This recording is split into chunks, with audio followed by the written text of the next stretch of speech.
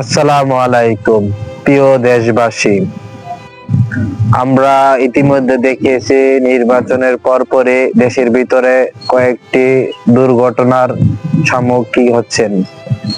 সেটি হচ্ছে মানুষের বাড়ি ভাঙচুর এবং মানুষকে মৃত্যুর হুমকি দেওয়া, মারধর এবং অনেক কিছু ঘটনায় আমরা দেখতে পাচ্ছি। আমরা যদি নিজেদের মধ্যে এরকম কাদা ছড়াছড়ি করে দেশকে এরকম ধ্বংসের মুখে ফেলে দেই তাহলে হবে না। আমাদের তরুণ প্রজন্মের উপরে অনেক দায়িত্ব, অনেক ভার।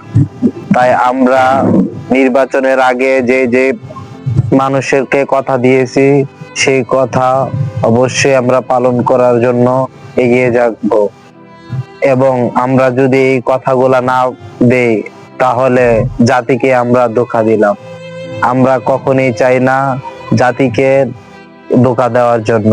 আমরা যেই কথাগুলো দিয়েছি ইনশাল্লাহ সেই কথাগুলো পালন করব সর্বাধিক।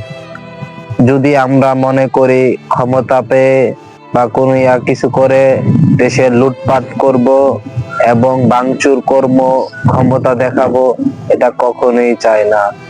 কোনো রাজনৈতিক দল চায় না এই দলের বদনাম হোক, এই দলের নেতা কর্মীরা ভাঙচুর করুক।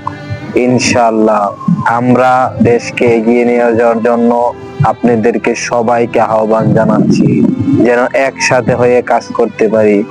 যেই দল যাক, বিরোধী দল যাক, আমার দল যাক, যেই দল যাক, আমরা সবাই যেন একসাথে ঐক্যবদ্ধ হয়ে আমরা দেশকে এগিয়ে নিয়ে যেতে পারি। আসসালামু আলাইকুম। এই